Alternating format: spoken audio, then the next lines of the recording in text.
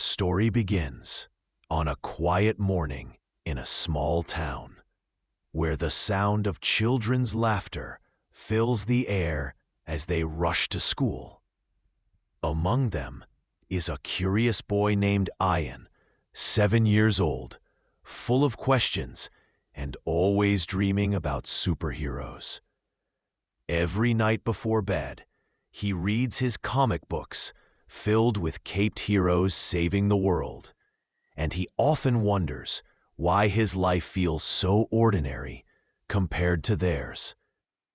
One evening, as Ayan sits by the window, he asks his mother, "Ami, why don't superheroes live in our world?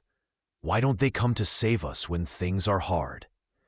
His mother smiles warmly, but doesn't answer directly. Instead, she tucks him into bed and whispers, "One day, you'll see them, beta. They are closer than you think." Ayan falls asleep, confused, but her words linger in his heart. The next morning, Ayan wakes up to the sound of his father leaving early for work.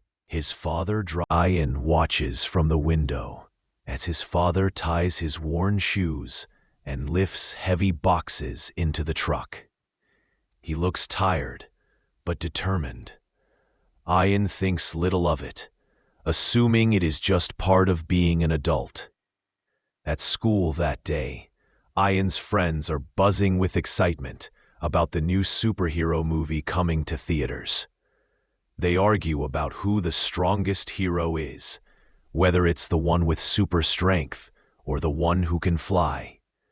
Ayan feels left out because his family doesn't have the extra money for movie tickets. When he asks his father later if they can go, his father's eyes soften. He doesn't say no, but he simply pats Ayan's head and tells him, "Someday, inshallah." Days pass, and Ayan begins to notice little things. His mother wakes up before everyone else to cook breakfast, pack his lunch, and clean the house, all while preparing to sew clothes for neighbors to earn a little extra money. She never complains, and sighs softly. One evening, after a particularly long day, the electricity goes out in their home.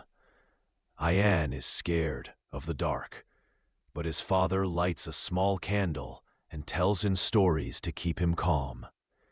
His mother, though exhausted, smiles and makes the moment feel magical, as if the darkness itself were an adventure. In that moment, Ayan begins to wonder if maybe his parents are hiding something special. The turning point comes when Ayan overhears his parents talking late at night. His father says, "We'll have to cut down on our own expenses, but let's save enough so Ayan doesn't feel different from the other kids." His mother nods, agreeing that they will skip their own needs so their son can have books, clothes, and an education. Ayan listens quietly from his room, tears filling his eyes as he realizes how much they sacrifice for him.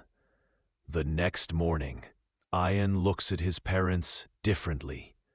He sees his father's tired eye as a shield of love. He begins to understand what his mother once said, that superheroes are closer than he thinks. They don't wear capes, but they fight battles every day that no one else sees. When Ayan's school announces a dress-up day, where children can come dressed as their favorite heroes, he doesn't hesitate. While others dress as movie characters, Ayan walks into class wearing his father's old work shirt and carrying one of his mother's scarves. His classmates laugh at first, confused, but when his teacher asks who he is supposed to be, Ayan proudly says, "I'm dressed as my superheroes, my parents." The room falls silent. Even the teacher's eyes shine with tears. That day, Ayan learns that true heroes are not the ones who fly across the sky or lift cars with their bare hands. They are the ones who wake up every day to work, to love, and to sacrifice for others without asking for recognition. As the years go by, to make his parents proud. And whenever life gets tough, he remembers their strength. His parents may not be visible in comic books or movies, but to him, they are the greatest superheroes who ever lived. The story ends with Ayan, now grown up, standing in front of his parents, holding his graduation certificate. With tears in his eyes, he whispers, "You were right, Ami. Superheroes are real. I've been living with them all along." His parents embrace him, their smiles full of pride.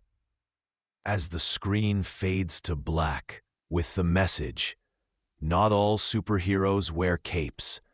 Some are called Ami and Abu."